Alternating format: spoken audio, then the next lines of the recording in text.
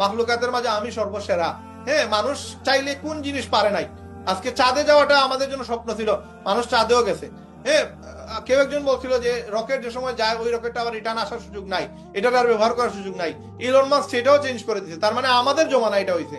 হ্যাঁ, আজ থেকে 1200-1300 বছর 1400 বছর আগে অনেক ঘটনা ঘটছে যেগুলো হয়তো আপনি চোখে দেখেন নাই, বাট ইলন মাস্ককে তো আপনি দেখছেন।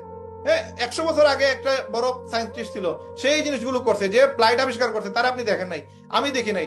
যে ফ্যান আবিষ্কার করছে তারা আমি দেখি নাই, কিন্তু কম্পিউটার যে আবিষ্কার করছে তারা তো আপনি দেখছেন। বিল গেটসকে আপনি দেখেন নাই, ইলন মাস্ককে আপনি দেখেন নাই। হ্যাঁ, আপনি আপনার ওই যে অ্যামাজনের মালিককে আপনি দেখেন নাই, আলিবাবার মালিককে আপনি দেখেন নাই। এরা যদি আমাদের জমানায় এসে যদি এই জিনিসগুলো করতে পারে, আপনি কি সহজ একটা রাস্তা, যে রাস্তায় গেলে আপনি জানেন যে আপনার বাসা থেকে 10 মিনিটের দূরত্ব হচ্ছে বাজারের দূরত্ব, আপনি হাঁটলেই ওই বাজারে যেতে পারবেন, তাহলে আপনি হাঁটবেন না কেন?